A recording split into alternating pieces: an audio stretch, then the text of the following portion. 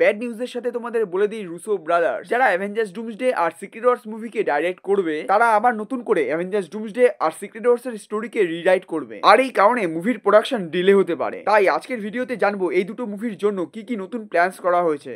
এর আগে যত প্ল্যানস, ক্যামিওস, ফাইট সিকোয়েন্স বানিয়েছিল সবকিছু রিসেট হয়েছে। অ্যাকচুয়ালি আমরা জানি রুসো ব্রাদার্স এন্ড গেমের পর থেকে মার্ভেলের থেকে রিটায়ার নিয়েছিল, বাট যেহেতু অ্যাভেঞ্জার্স ডুমসডে আর সিক্রেট ওয়ার্স মুভিতে আরডিজে আছে, তাই আরডিজে নিজে এই দুটো মুভিকে ডাইরেক্ট করার জন্য রুসো ব্রাদার্সকে রিটার্ন করিয়েছে। তাই এরা যখন আবার রিটার্ন করেছে, তো ওদের মাইন্ডে অলরেডি কোনো না কোনো প্ল্যানস তো ছিলই। এই কারণে মাইকেল বর্ডান যে এই দুটো মুভির স্ক্রিপ্ট লিখেছিল সেটাকে রিজেক্ট করে রুসো ব্রাদার্স নিজের মতো করে স্টোরিকে লিখছে, যার মধ্যে ডেয়ারডেভিলও ইনক্লুড হবে। আর হ্যাঁ, এটাও না যে মাইকেল বর্ডানের স্ক্রিপ্টকে পুরো একেবারে বাদ দিয়েছে। মাইকেল বর্ডানের স্ক্রিপ্টে প্রবাবলি এমন অনেক এলিমেন্ট আছে যেগুলো মুভিতে অবশ্যই থাকবে। ইভেন ডক্টর স্ট্রেঞ্জ 3 মুভিও অ্যাভেঞ্জার্স ডুমসডে আর সিক্রেট ওয়ার্স এর সাথে কানেক্ট হবে, কারণ মাল্টিভার্স অফ ম্যাডনেস মুভি যেখানে শেষ হয়েছে, তারপর থেকে ডক্টর স্ট্রেঞ্জ ক্লিয়ার সাথে মাল্টিভার্সে কি গুলুগুলু করছে সেটা আমরা জানি না। এছাড়া মাল্টিভার্স অফ ম্যাডনেসই সেই মুভি ছিল যেখানে প্রথমবার আমরা ইনকারশন আর মাল্টিভার্সের ডিস্ট্রাকশনের কনসেপ্টকে দেখেছি। তাই ডক্টর স্ট্রেঞ্জ 3 এই কনসেপ্টকে আরো ভালোভাবে কন্টিনিউ করবে। ইভেন ডক্টর স্ট্রেঞ্জ সেই ক্যারেক্টার হবে যে সবকিছু ডিস্ট্রাকশনের পর আবার রিস্টোর করবে। ইভেন সব সুপারহিরোকে